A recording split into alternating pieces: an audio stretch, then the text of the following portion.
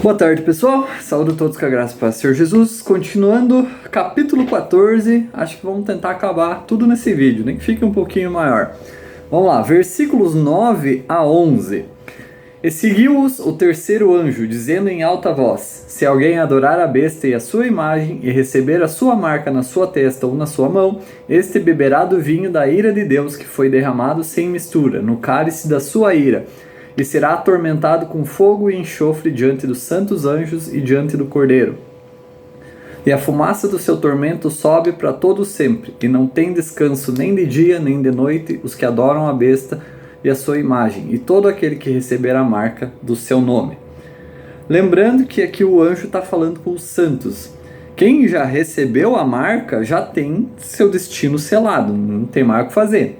Então o anjo fala com eles por causa daquela pressão colocada, né? Mesmo que a pessoa tenha aceitado Jesus, vai ter essa pressão para aceitar a marca. Mas se fizer isso, já era, porque aceitar a marca é negar Jesus, definitivamente.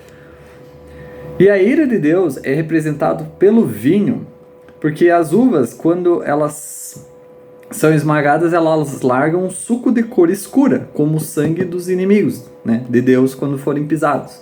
Isaías 63:13. Eu pisei sozinho o lagar e nenhum povo estava comigo, porque eu pisarei na minha ira e os pisotearei no meu furor, e seu sangue salpicará as minhas vestes e mancharei todas as minhas vestes. Lagar é o lugarzinho ali, aquele negócio lá onde pisa nas uvas. Outro motivo é que as uvas são esmagadas de pés descalços e por mulheres, para esmagar só a uva, mas não a semente, por causa do peso delas, elas são mais leves. Com Deus, os pecadores vão sofrer eternamente, só que a semente, a alma, não é destruída. Por isso que Deus pisa nos inimigos, né? Continuam lá, sendo pisado, toda a eternidade sofrendo ali no lago de fogo, mas não são destruídos, tá? Estão sempre ali. Mais um motivo ainda é porque quando o vinho é fermentado, os homens ficam num estado de estupor, né? Ou turpor, não sei como é que fala, como bêbados, como sem faculdades mentais, né? O mesmo acontece com quem sofre a ira de Deus. Salmo 75, 7 a 8. Mas Deus é o juiz, ele abate um e exalta outro, pois na mão do Senhor há um cálice, e o vinho é vermelho, está cheio de mistura, e ele derrama do mesmo, mas suas escórias, todos os ímpios da terra as espremerão e as beberão. Nos tempos bíblicos, a água era 3 partes água e uma álcool, para matar as bactérias da água. Mas esse vinho aqui, ele é cheio de mistura, ou seja, é totalmente álcool. E os ímpios vão ter que beber. Um bêbado cai e levanta. Só que com o vinho de Deus, os ímpios vão cair e não vai mais levantar. Então é por isso que é usada, esses motivos, porque é usada a imagem do vinho, tá? De uvas e coisas. Versículos 12 a 13. Aqui está a paciência dos santos. Aqui estão os que guardam os mandamentos de Deus e a fé de Jesus. E ouvi uma voz do céu que me dizia: escreve, bem-aventurados os mortos, que desde agora morrem no Senhor. Sim, diz o Espírito, para que descansem dos seus labores e as suas obras os seguem. Aqui é basicamente sobre quem morre na tribulação, vão ser abençoados com a vida eterna e tudo mais. Versículo 14. E olhei, e eis uma nuvem branca, e assentado sobre a nuvem um semelhante ao filho do homem, que tinha sobre a cabeça uma coroa de ouro e na mão uma foice afiada. Lembrando que isso aqui é uma visão prolíptica. Está escrito como se já tivesse acontecido, mas irá acontecer em breve. Jesus, na primeira vez que veio, ele veio como semeador, semeando a palavra de Deus. E quem a acolhe gera frutos, e a colheita seria o fim do mundo, como dito na parábola do joio. Vou ler aqui rapidão. Em Mateus 13, 37 a 43. Ele respondeu e disse-lhe: o que semeia a boa semente é o filho do homem. O campo é o mundo, a boa semente são os filhos do reino, mas os joios são os filhos do maligno.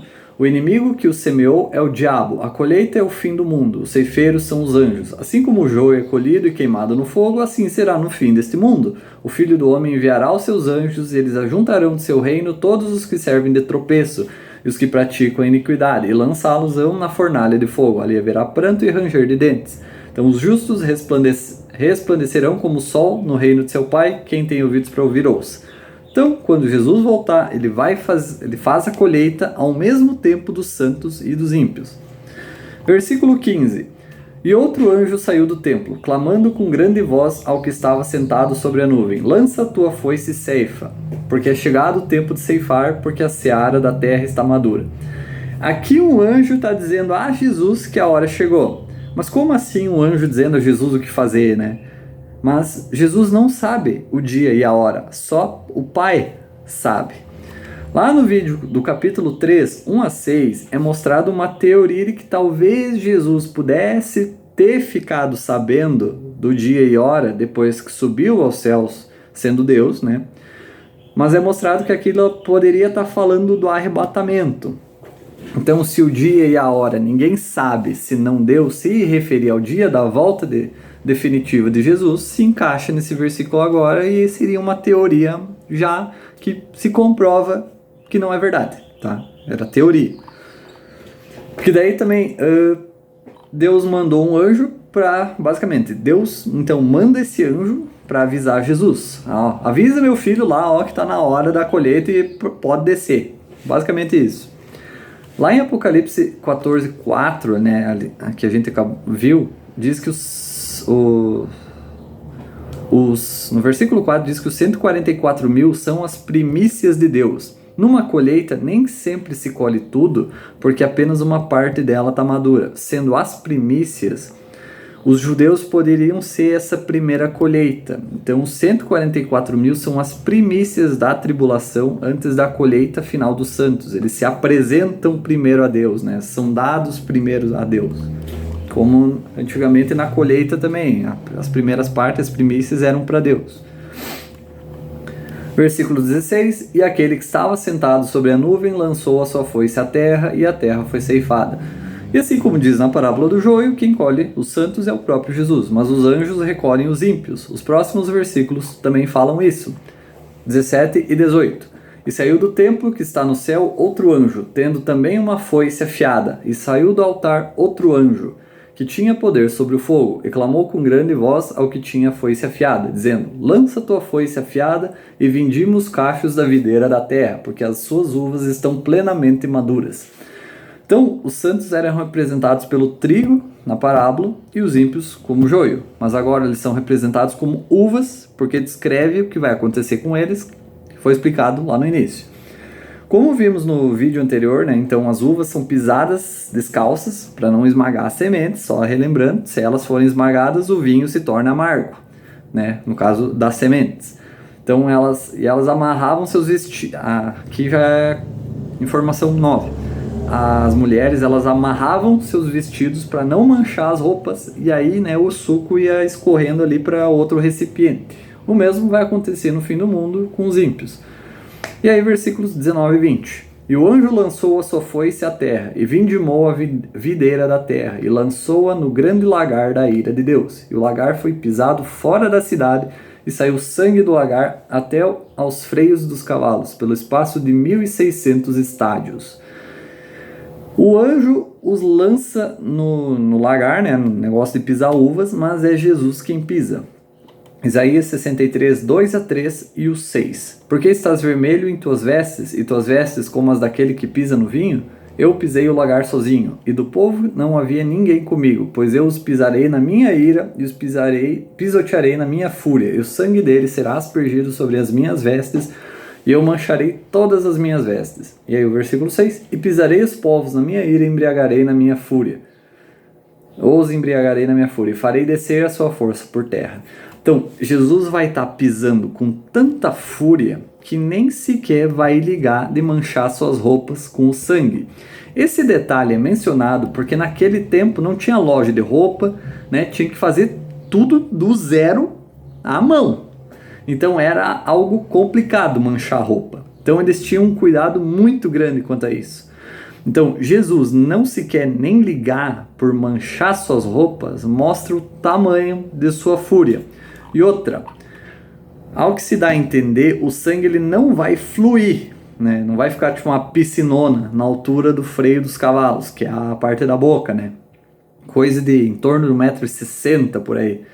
Mas que vai respingar até essa altura. Apesar que vai saber, né, se Jesus não vai aparecer tipo gigante e vai pisar seus inimigos. Coisa que, ao ser exércitos de milhares a milhões de pessoas, né? Como se fossem uvas, e aí realmente virariam um piscinão de sangue.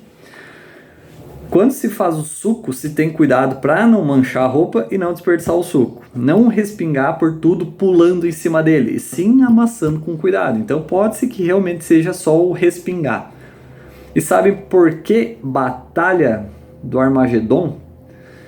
Em Israel existe o Vale de Jezrael, também conhecido como Vale de Megido, não sei como é que fala, acho que é Megido mesmo. Nesse ponto foram construídas 25 cidades. Quando uma era destruída na guerra, o conquistador construía sobre ela novamente por ser um ponto estratégico. Ela fica numa colina, numa montanha. A palavra em grego para montanha se pronuncia Harma. E Megido, na pronúncia original, seria algo como Megiddo.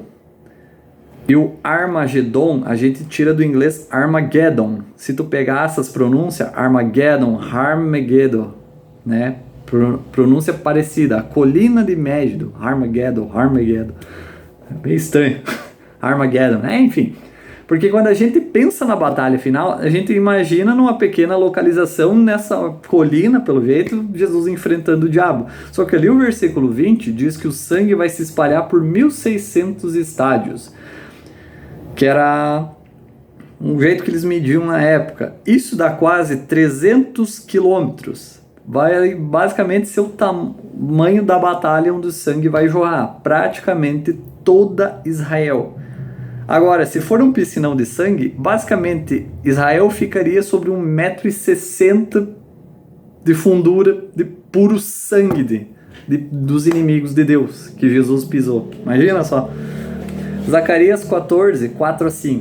E seus pés estarão naquele dia sobre o Monte das Oliveiras, que está diante de Jerusalém ao oriente, e ao Monte das Oliveiras se fenderá no meio dele para o oriente e para o ocidente, e haverá um vale muito grande. E metade da montanha se removerá para o norte e metade dela para o sul. E fugireis para o vale das montanhas, porque o vale das montanhas chegará até Azel. Sim, fugireis como fugistes de diante do terremoto nos dias de Uzias, rei de Judá. E o Senhor meu Deus virá e todos os santos contigo. Todos os santos contigo. Praticamente uma confirmação que o arrebatamento é antes da tribulação e não depois. Né? Porque todos os santos têm que já estar com Jesus para poder ir com ele na volta. Então, não é na volta de Jesus que eles vêm, que eles são pegados. Não faz sentido. Então, tem que ser antes. No mínimo, no meio da tribulação. Mas tem que ser antes. Mas não estou confirmando nada, tá? Só estou dando as evidências aí.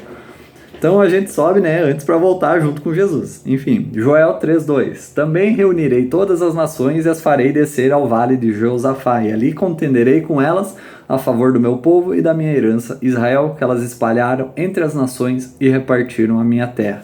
Então é basicamente mostrando, a gente vai com Jesus para depois voltar com ele de novo. Certo, pessoal? Deus abençoe. Finalizamos capítulo 14 e até o próximo vídeo.